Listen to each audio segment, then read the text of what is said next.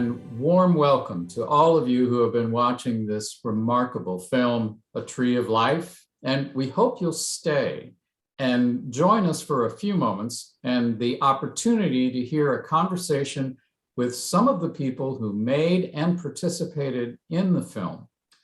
This conversation is a production of the Atlanta Jewish Film Festival. My name is Dennis O'Hare. I'm a political contributor and host emeritus at 90.1 WABE Atlanta, amplifying Atlanta, by the way. It is an honor to again be a part of the Atlanta Jewish Film Festival, and I'd like to thank all of the festival staff for their hard work and patience in pulling this part of the program together. Now, in the pre-pandemic days of live audiences and everybody all cozy in a theater, I would simply indicate to the audience who's who, and everybody could see them up on stage, and I would briefly introduce the panelists. But here in this Zoom era, we're all a bunch of little heads in little boxes. So I will simply say we are honored to have with us one of the survivors of the attack, the security advisor who conducted that active shooter training we saw. Also, the writer-director of A Tree of Life, the film's producer, and the co-producer, co-writer, and editor, all in one. He is also a former Tree of Life congregant. So it is wonderful to have all of you here, and I'll let you introduce yourselves so the audience can put faces and names with the voices. So go right ahead. Hi, I'm Audrey Glickman, and I am a survivor. That's me in a nutshell. I'm Brad Orsini. I served as the Pittsburgh Jewish Federation's first security director, and I now serve as Secure Community Network Senior National Security Advisor, advising the Jewish communities across North America.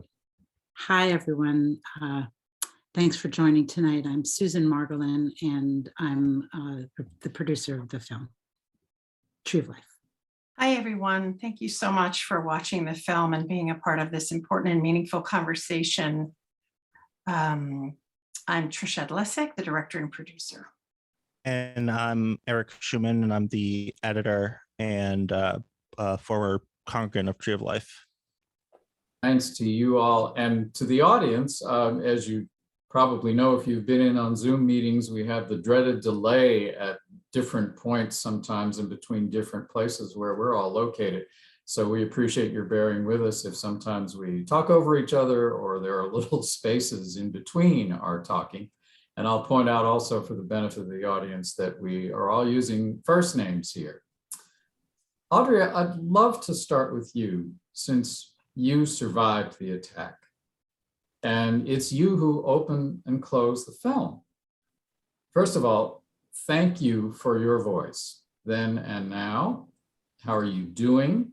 And is there anything you want to tell us about your experience that either you didn't have a chance to say in the film or that you did say and you'd like to emphasize again?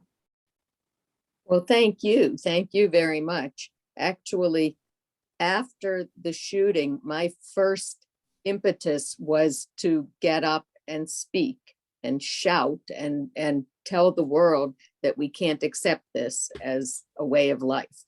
So this is furthering that impetus. It's been a complete honor to work on this film and to work with Trish and everyone else. And it was a total pleasure.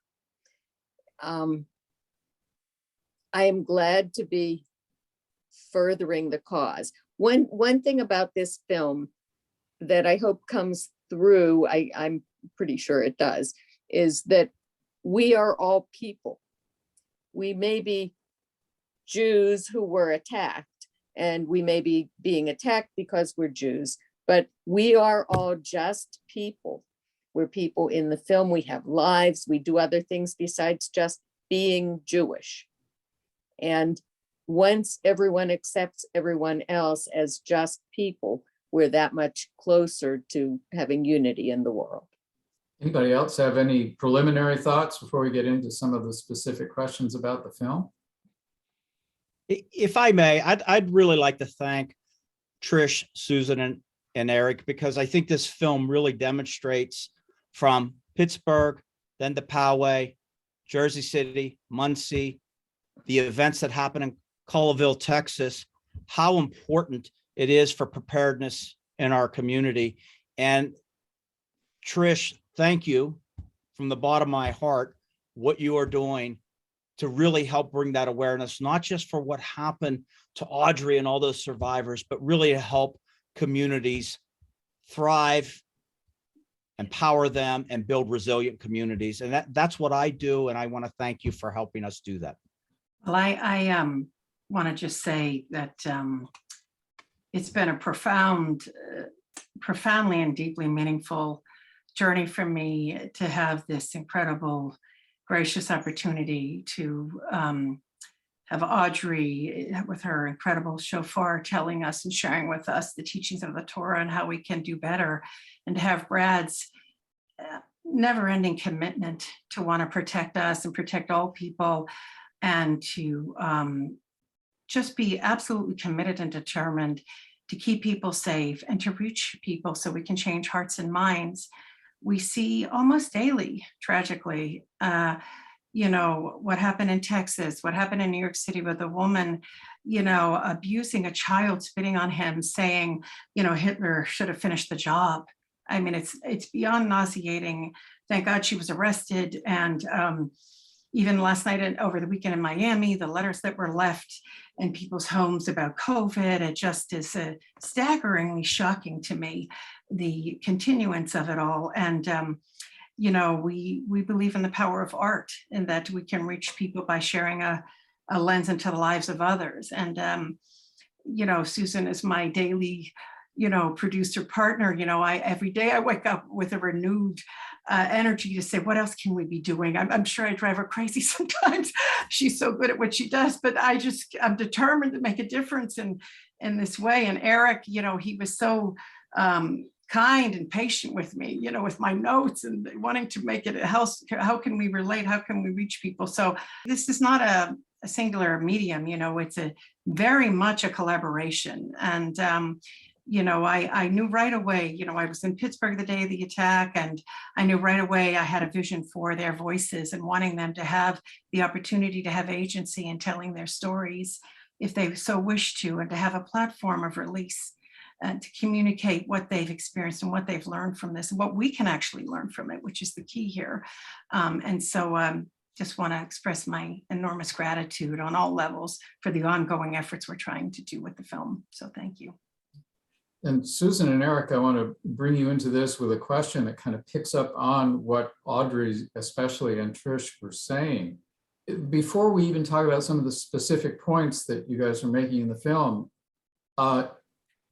the idea of changing hearts and minds, and then there's the question as filmmakers, how do you do that? How do you accomplish that mission? And picking up on Audrey's thought, the first thing she wanted to do was scream and shout. So how do you decide what to do? Because it seemed to me, just as one viewer, that part of the huge power of this film was an almost understated presentation. For example, you didn't have any booming narration, you didn't have any heavy orchestration. Instead, the survivors were speaking, and they were speaking quietly, and different points were even made quietly, whether it was the chants of the white supremacists in Charlottesville or the assistance from the Muslim community, the differing points of view the survivors had about the death penalty. Nothing was hyped, it was just presented. And very simply, and to me, that was what made it so much more powerful, because it forced viewers to draw themselves in and respond. They had to listen actively, and it was in its own way, I guess you could say, a quiet call to action. Was that a deliberate decision, Susan? I'll start with you, and everybody else jump in if you want to.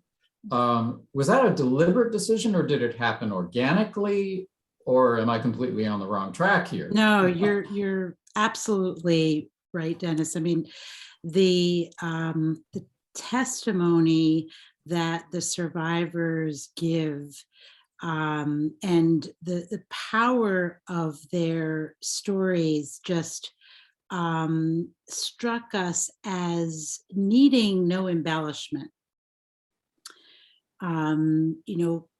Trish was in Pittsburgh for 2 years, from the day of the attack on, and the relationships that she developed with Audrey and some of the other survivors was extraordinary. And so the interviews really are incredibly powerful, and we knew that they would have to be the centerpiece of the film. The strength, Audrey's and Joe's strength, Anthony Feinberg, Ellen, and on. I mean, each one of the survivors and the family members were felt safe in telling their story. And I'm going to go back to Trish's skill in eliciting those testimonies. That is not something that is to be taken lightly or to be underestimated.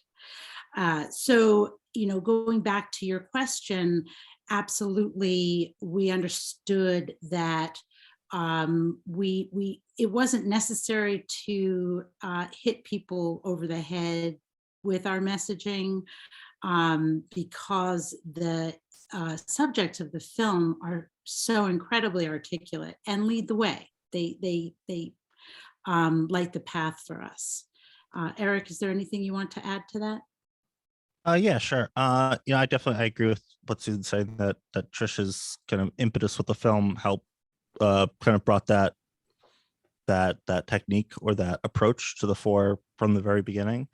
And I'd add that I think you don't want to make, when it's a film that deals with such serious subject matter, that when you have the gift of all these people's stories, you don't want to cover it in schmaltz and kind of just duplicate what they're saying with the music or with something else, and that can make it easy to look at your phone while you're watching the movie at home or something. I think when you were saying that, describing it, it brought to mind the incredible film Shoah, which it's just their testimony, and that's the film that we remember, and the film that, if you're gonna consider the Holocaust, that's the film that you're gonna watch. And for that very reason, it presents rather than orates at you. It invites you in, I guess, is what I might say. And I think that's it's harder, I think, but I think it's more fulfilling at the end of the day. Brad, one of the more chilling moments came, for me anyway, came very early in the film when Rabbi Myers says it was inevitable. And of course, the recent hostage situation that we've already mentioned at the synagogue in the Fort Worth area kind of bolsters that point. But you don't hear much fear in the voices in A Tree of Life. Anguish, yes, but not much fear. And is that your experience as you speak to people about how to confront a potential situation like this, that there's a lack of fear that might surprise somebody who is looking at the film and saying, gosh, I'd be scared to death? And I think, Dennis, you said something, call to action. And Yeah. One, that's a great term. One, we teach the Jewish community a commitment to action. And so when I look at Audrey and what Audrey's actions that day, Rabbi Myers' actions, Steve Weiss, Joe Charney, and all the people that survived that day, how are they doing now? And Audrey, you and I have had this conversation how many times? Audrey's doing well. She's empowered. She feels it and I don't want to speak for you, Audrey, but I think this is a very important point, that we use Audrey's testimony. We have filmed many of the survivors and used Trish's work, and Audrey is one of the most recognizable figures across the country, along with Rabbi Myers and Steve Weiss, for law enforcement, because we use what they went through to help other communities out and to help the police officers out. And so I think, in a way, where the folks that survived Tree of Life are now empowered and feel the necessity to go out and give back to the community. Again, Audrey is incredible in what we do now to help the community not be fearful of anti-Semitism, not to be fearful. Yes, it's very scary in an incident like this, but we need to empower our community to commit to action, to really keep themselves alive. And Audrey's a great testament to that. And I thank Audrey every time I see her. Audrey? I should be thanking Brad, because it's Brad's training that helped us get through it. We knew what to do automatically. It just kicked in and we did what we had to do. We Jewish people are taught from the time we're tiny that in every generation somebody's going to attack us, whether it's a tiny attack or a big attack, whether it's a global thing or in a small neighborhood, we're going to be attacked. So it shouldn't be a surprise. And we can't walk around fearing it, because we would never live. Yeah, Audrey, I want to pick up on that, because a fellow congregant, Dan, at one point says, you know, the old saying about you're born and struggling and then dying, he changed it. He says, you're born, you laugh, you die. And that was Joe who said that. Oh, Joe, I'm sorry. So tell us a little bit more about the spirit that seems to infuse that community. And you know, you and Brad were just talking about that. The Tree of Life itself is an old congregation. And people like Joe, who have been members since 1954, that's a second home. And after he retired, he started going there every day. And it's, you know, yes, we lost people. Obviously, we lost people who we saw every day, and now we don't. And it's awful.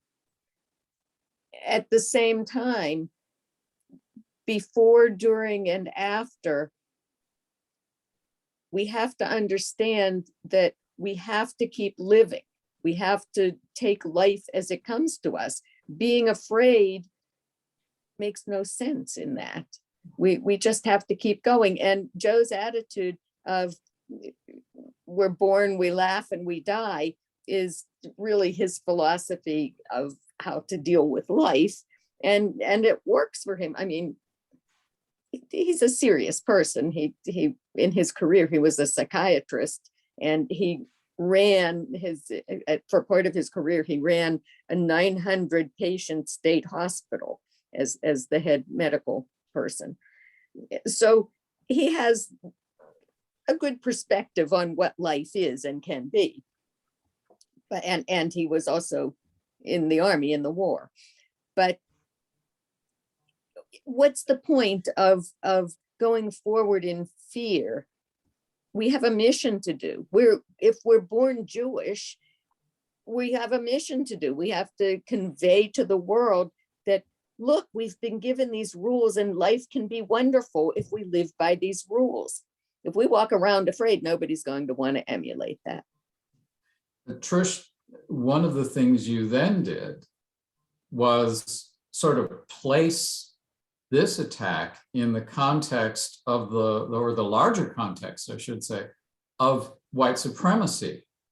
And so then there's the question, okay, if you want to say this is part of a bigger picture, how do you do that as a filmmaker without minimizing the particular horror of anti-Semitism? And you did it with statistics at one point, just of how many attacks there are on Jewish communities. But without minimizing anti-Semitism, how do you find that balance of saying, okay, this is also part of a bigger picture? And were there a lot of conversations about that? Yeah, I mean, there were a lot of conversations. I mean, part of the reason also in giving voice to everyone who survived and the family members of those so tragically taken was to look at why did this happen in Pittsburgh on October 27th, 2018? What is going on with the escalation of anti-Semitism and all forms of hate for that matter? What are we attributing this to? And it was a hard question to ask because politics are sensitive for a lot of people. We confronted the apathy that people said, oh, anti-Semitism has existed forever. Who do you think you are? You can't just give up and do nothing and look away. So we had to look at really sincerely what is happening, that this is, we're seeing all these incidents. And so no one ever thinks this is going to happen in their community, but having been born and raised in Pittsburgh with a very loving, integrated community, it was such a devastating shock. I wanted to understand better if it was politics or what else could it be. And we asked Brad, we try to look at it. People have different feelings about the why, but certainly we wanted to explore what was happening. And we got some answers, as you saw on that. The movement of and concern, as Rabbi Perlman so eloquently states, that there's a fear that whiteness is dying.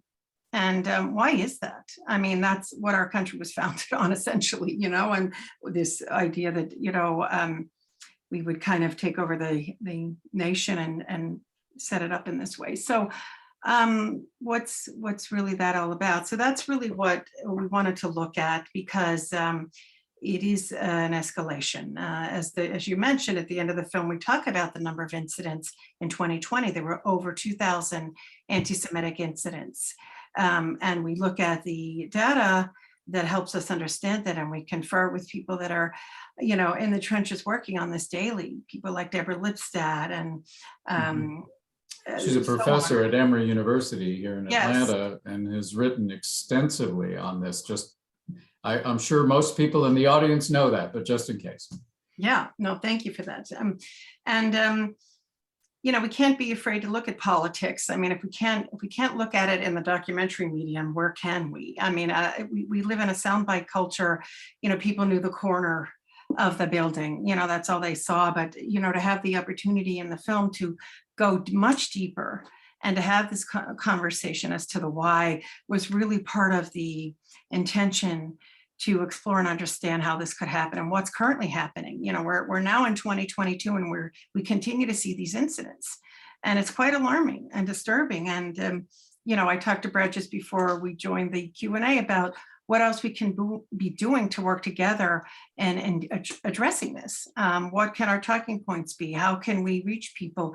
What are they finding? That's, we want to stay very current with our efforts to make sure it's impactful and effective as it possibly can be within the confines, and not only preach to the choir, to think outside the box and cross lines into having conversations, because I think people get these preconceived notions about others. They don't really have any life experience to substantiate them. And so that was something we wanted to look at with respectfully in the film, but actually coming from the voices of the film, as the rabbi, brings us into the conversation through his experience with it. Yeah. Susan and Eric, any further thoughts on that idea of placing anti-Semitism in a larger context without minimizing it, and Sure. without saying, oh, it just happens to everybody? Yeah, I mean, I think it's important to understand that, almost all these white supremacist groups who,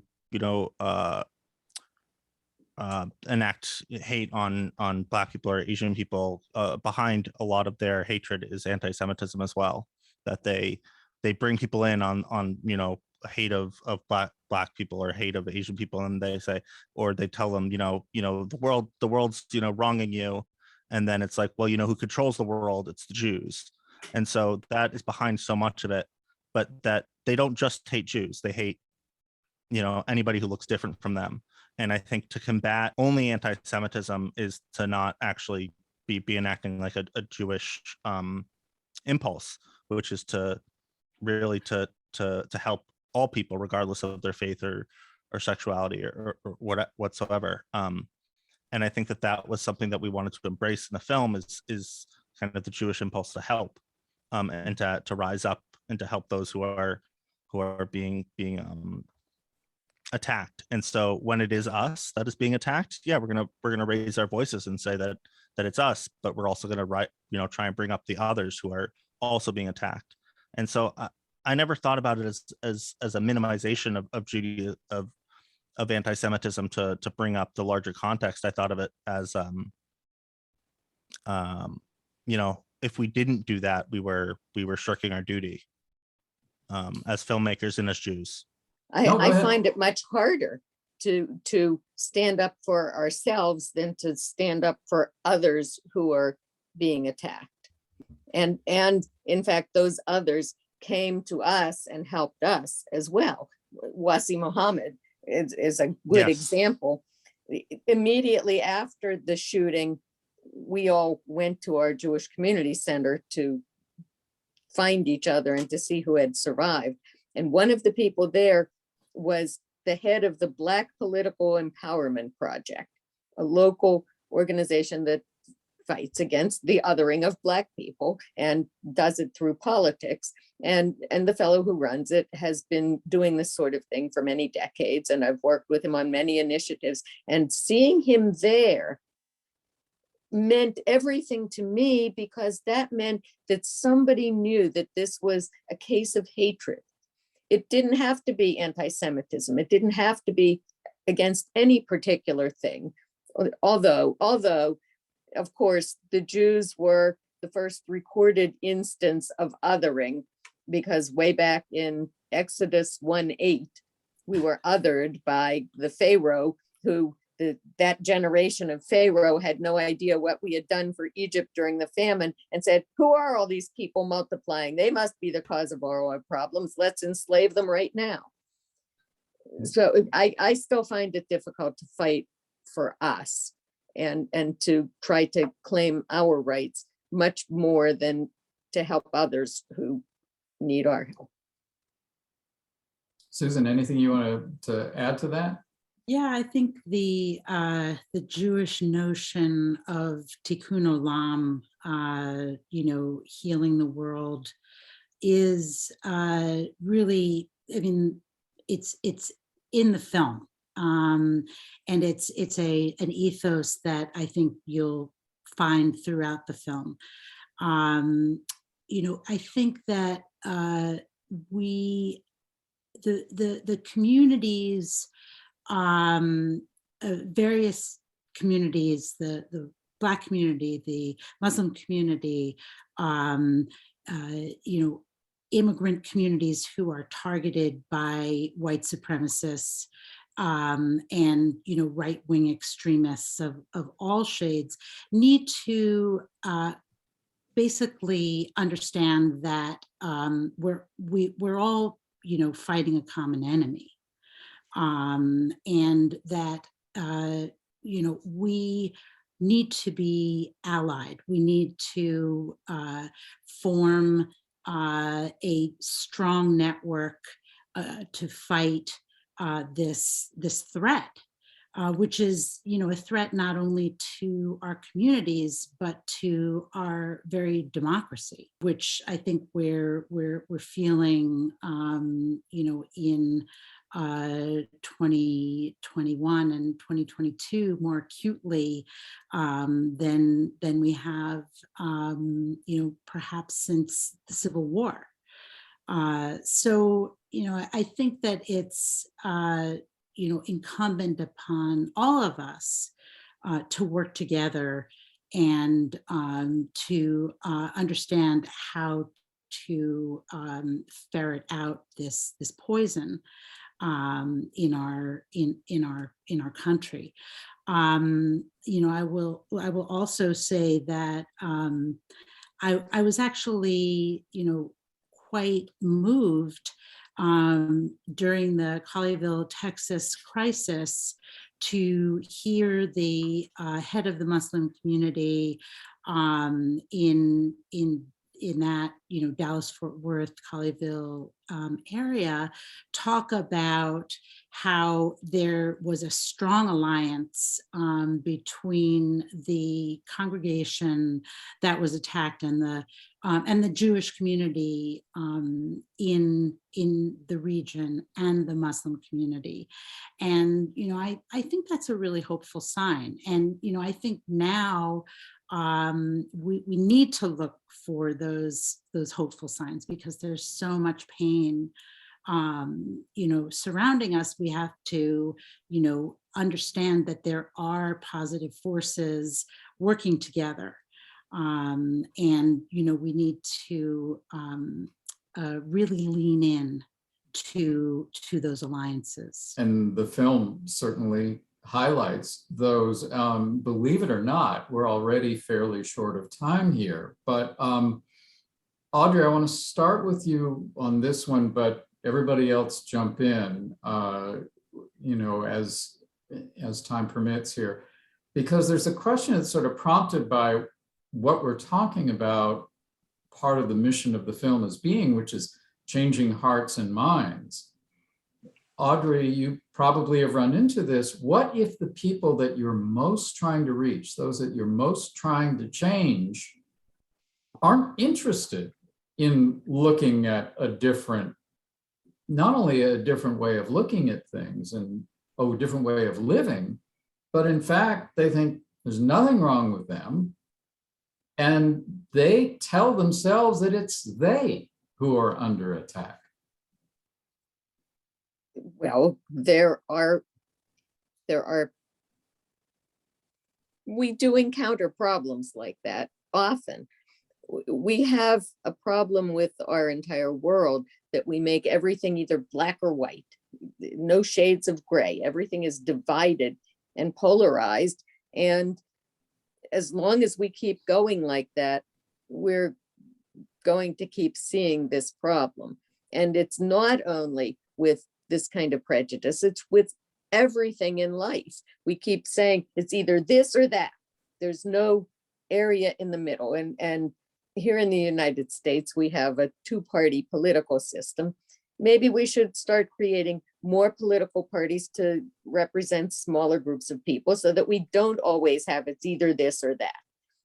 Maybe when we live our life, we should accept other people and compromise with other people and work with other people towards what we do believe we're in communion with them on, and gloss over the other things. We've done this before. We can do it again. And I never give up trying to change people's minds. But I think eventually we can, because eventually everyone is put upon somehow. And if only they remember and they say, oh yeah, I remember that feeling. I saw it in that movie. Maybe that will help. Trish, I'll start with you on this one.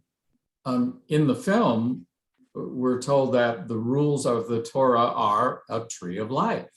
And obviously that was kind of the inspiration for the title of the film, but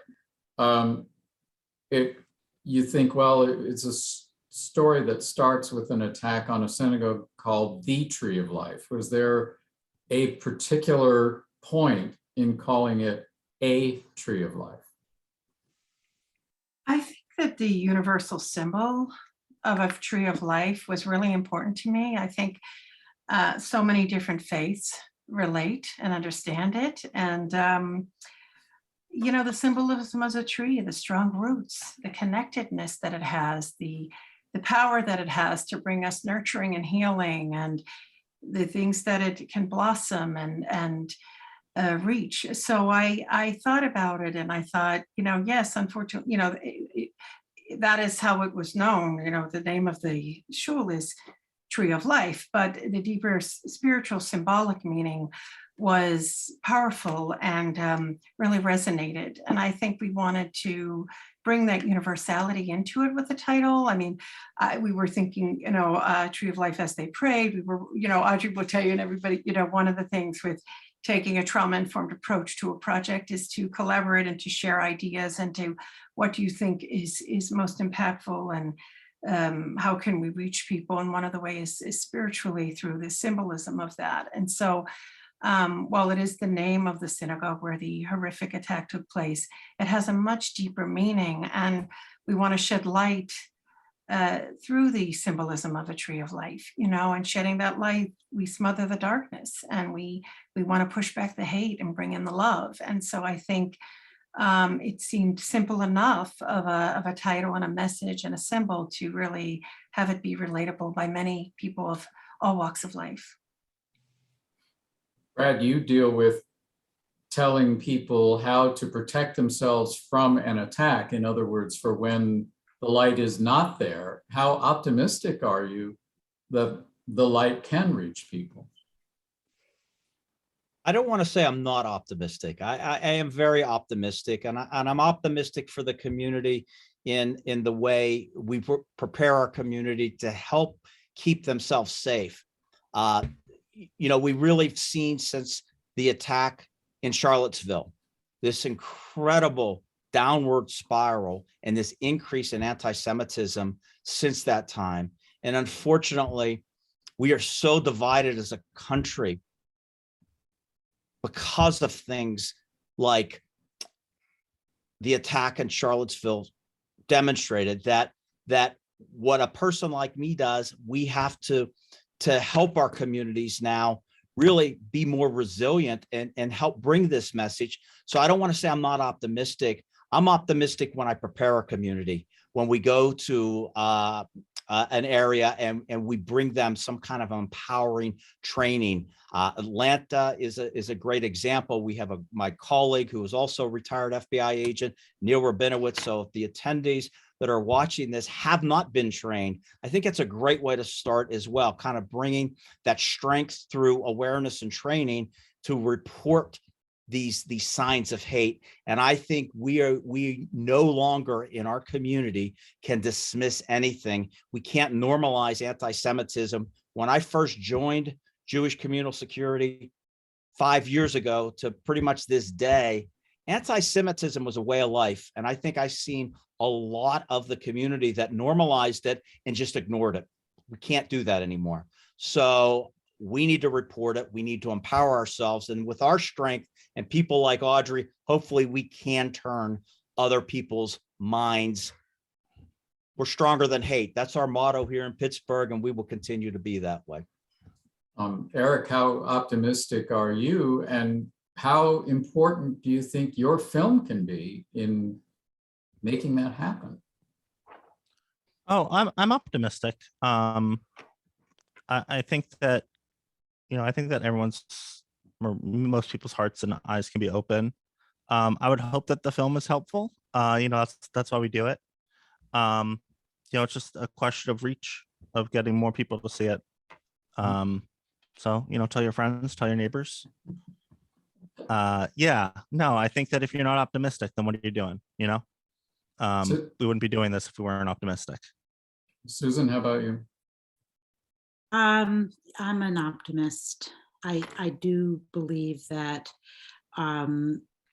we can, that the film, and I've seen this throughout my career, that film has the power to change hearts and minds. And we want the film to be shown widely to across, many different communities and even across the globe, because we feel that the themes are relevant throughout the world. We would encourage everybody to follow us on social media. A Tree of Life doc is our where to find us, at A Tree of Life doc. So follow us on Twitter and Facebook and Instagram. And spread the word. I mean, we really want as many people, as I've said, to see the film as possible. And if we only, kind of preach to the converted, then we failed. Trish, are you hearing anything about it being picked up, for wider distribution? Yes, we got a very encouraging and exciting call this evening, as a matter of fact, that we're considering, and it would be a very special relationship, and they're in great support of what we're trying to do. And I just want to, I do think we're going to go very far and wide with this film. We are determined and really committed, and we do this work because we care deeply about the issues we're addressing. And I just want to say how fortunate and blessed I feel to be in community with all these beautiful people on this panel tonight, that somehow everyone came together. We started with very little. We had an idea to make this film, and people were generous as we went, got donations along the way to continue to see it through. And I just want to say how thankful I am to Atlanta Jewish Film Festival for having the screening and having this conversation, and to Audrey, Brad, Susan, Eric, that they're incredibly special. I know people always say that, but they've been such a rock and such a source of illumination for me and encouragement that I could get there, and we could all do this together and make something positive. So I'm a prepared optimist, to go back to being optimistic, but I think that following Brad's lead and getting the training, we want to encourage everyone out there across the country and beyond to seek the support of getting the training, so that you're prepared should anything ever come. Hopefully it never will, and to use the film as a way to have a conversation with people that lack that experience in life with each other, and to have it in a way that's calm and productive. And I think if we can, one of the things in Pittsburgh is we have a lot of bridges, and we like to make bridges. So I think that when I think about the power of the film, I think about potential bridges that'll be made through the film, that someone will get this insight and think twice and have a better understanding of not only Jews, but all groups. Like Eric said, he said it so brilliantly, that, all forms of hate are unacceptable on every level. And we stand united in solidarity to support everyone who's struggling with these issues. And Audrey, we opened with you. It seems only right to give you the final word here. I'm not certain why, but I do want to thank you very much, and Atlanta, and the Jewish community in Atlanta. And hi to my friends who live there. Thank you very much. Let's continue to spread the word. And thank you. You know what? Thank you especially to Trish, who is very humble about this, but the films that she makes have impact, and I know that this one will as well. Trish Adlesic, Susan Margolin, Eric Schumann, Brad Orsini, Audrey Glickman. Thank you guys so much for being with us, and thanks to the audience for being with us as well. Spread the word not only about this film, but about the Atlanta Jewish Film Festival. Many thanks to the staff and management at the Film Festival for putting all of this together. I'm Dennis O'Hare. Thank you for watching. Have a great day.